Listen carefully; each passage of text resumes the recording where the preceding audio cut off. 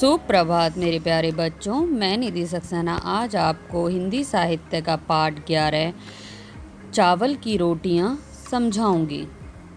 माता पिता धान लगाने खेतों में चले गए हैं। जब तक माँ खाना बनाने के लिए लौट कर नहीं आती, मुझे घर की देखभाल करनी है।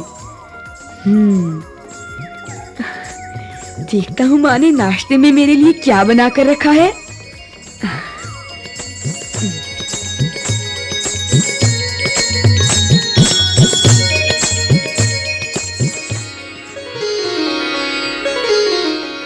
वो अलमारी की तरफ जाता है और उसे खोलकर देखता है। एक तश्तरी निकालकर देखता है कि चावल की 4 रोटियां हैं। आहा, मजा आ गया। चावल की रोटियां, मेरी मनपसंद चीज।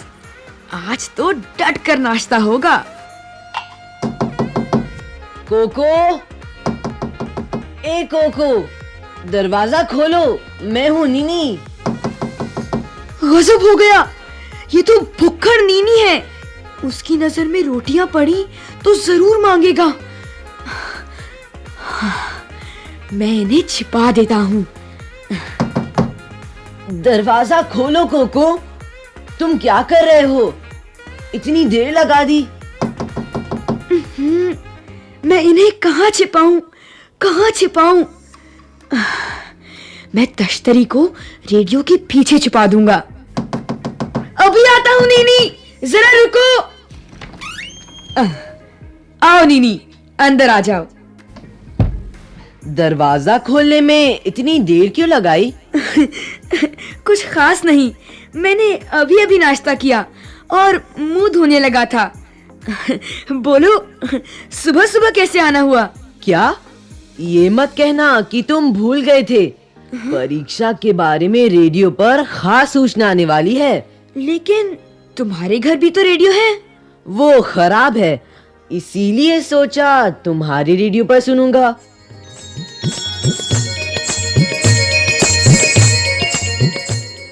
नीनी गोल मेज के पास बैठ जाता है। रेडियो उठाकर यही ले आओ ताकि हम आराम से लेटे-लेटे सुन सकें। नीनी, हमारे रेडियो में भी कुछ खराबी है। आओ कोशिश करके देखें। मैं उठाकर ले आता हूँ। नहीं नहीं, नीनी इसे मत छूना, छूओगे तो करंट लगेगा।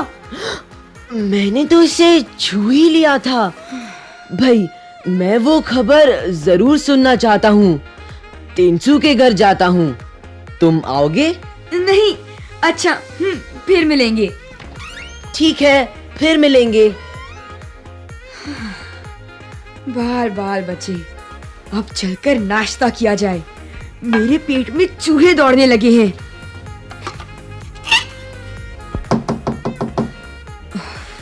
जाने अब कौन आ टपका।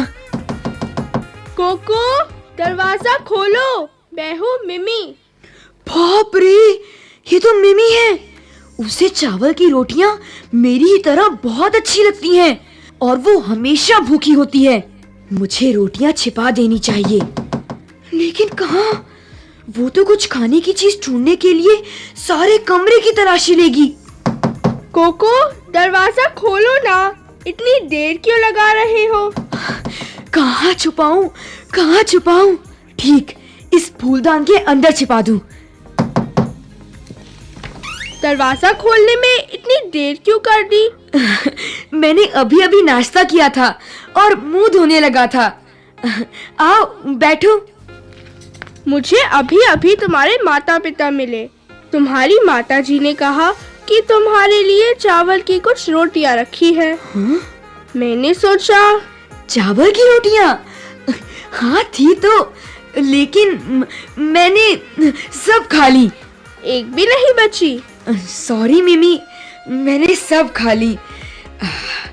पेट एकदम भर गया है।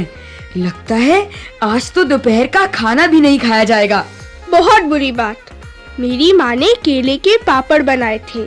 मैंने सोचा तुम्हारे साथ बांट कर खाऊंगी। मैं 4 पापड़ लाई हूँ, 2 तुम्हारे लिए, 2 अपने लिए। सोचा था तुम्हारी चावल की रोटियां और मोटे पापड़ दोनों का बढ़िया नाश्ता रहेगा।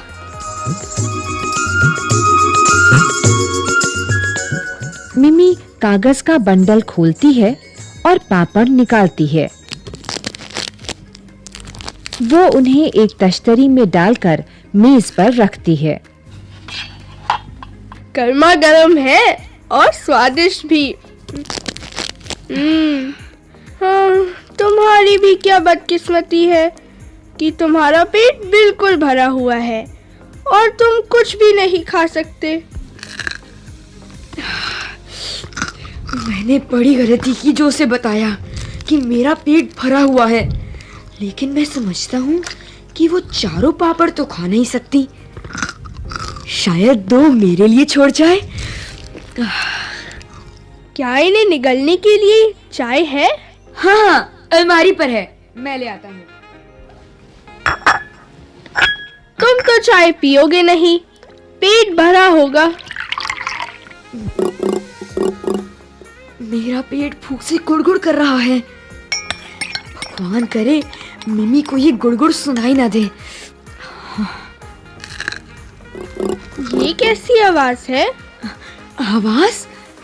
कैसी आवाज? हल्की सी गड़गड़ाने की आवाज। ये फिर हुई, सुना तुमने? ये हमारे घर में चूहा घुस आया है, वही आवाज करता है। कौन?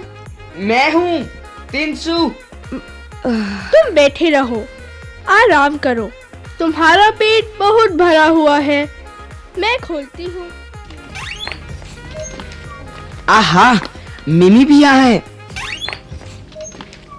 हेलो कोको, क्या बात है, तुम्हारी तबीयत ठीक नहीं है क्या? वो ठीक है, बस नाश्ते में चावल की रोटियां ज्यादा खा ली है। आहा, केले की पापड़। मैं कोको के लिए भी ले आई थी, लेकिन चूंकि उसका पेट एकदम भरा हुआ है तो इन्हें खत्म करने में मेरी मदद करो। नेकी और पूछ-पूछ, तुम्हारी माँ गांव में सबसे बढ़िया पापड़ बनाती हैं। ये लो, चाय के साथ खाओ। बहुत बढ़िया चाय है। मेरी खुशकिस्मती जो इस वक्त यहाँ आ गया। तुम्हारी खुशकिस्मती और मेरी बदकिस्मती। ये लो तिनसु, एक और खाओ। नहीं नहीं, मेरे लिए तो एक ही काफी है। आधा तो ले लो, दूसरा आधा मैं खा लूंगी। एक कोको के लिए रहा, शाम को खा लेगा। तुम जोर डालती हो तो ले लेता हूँ। चलो, एक तो मेरे लिए छोड़ रहे हैं, मैं भूख से मरा जा रहा हूँ। ये आवाज कैसी है? यहाँ एक बड़ा चूहा घुस आया है। कोको कहता है वही ये आवाज करता है। ऐसा लगा कि किसी का पेट भूख से गुड़गुड़ा रहा है। अच्छा, ये फूल कैसे है? ओह, मैं तो भूल ही गया था। मेरी माँ ने कहा है कि कोको की माँ ने कल दुकान से एक फूलदान खरीदा था। उन्होंने ये फूल उस फूलदान में रखने के लिए भेजे हैं। वो रहा फूलदान अलमारी पर। मुझे दो, मैं इन्हें फूलदान में रखाती हूँ। नहीं नहीं मिमी, तुमने तो मुझे डरा ही दिया। क्या बात है? ये फूल, हाँ, मेरी माँ को इस फूल से एलर्जी है। जब भी वो ये फूल देखती है, उनके जिस्म में फुंसियाँ निकल आती हैं। ओह, मुझे इस बात का पता नहीं था। खैर, मैं इन फूलों को वापस ले जाऊंगा। मुझे अपनी रोटियों को बचाने के लिए कितने झूठ बोलने पड़ेंगे। कौन? मैं हूँ, दुकान का मैनेजर उबातुन। तुम मत उठो कोको, मैं खोलती हूँ दरवाजा। अभी आई उबातुन चाचा। हेलो बच्चों, लगता है छोटी मोटी पार्टी चल रही है। आओ चाचा, आओ, चाय लेंगे आप? कोई एतराज नहीं, बहुत बहुत शुक्रिया। क्या मजेदार चाय है, खुशबूदार, ताजगी लाने वाली। चाचा, आपने नाश्ता कर लिया है? अभी किया नहीं। मैं सोच रहा था किसी चाय की दुकान पर रुक कर लूंगा। चाय की दुकान पर जाने की क्या जरूरत, आप ये पापड़ ले सकते हैं। लेकिन मैं तुम में से किसी का हिस्सा नहीं मारना चाहता। कोई बात नहीं चाचा, हम सबके पेट तो भर गए हैं। बहुत बहुत शुक्रिया। अरे ये आवाज कैसी है? ये चूहे की आवाज है, अक्सर ही आवाज करता है। मुझे लगा किसी का पेट भूख से कुलबुला रहा है।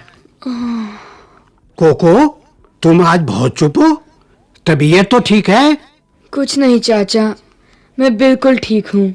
उसका पेट बहुत भरा हुआ है, नाश्ता बहुत डट कर किया है।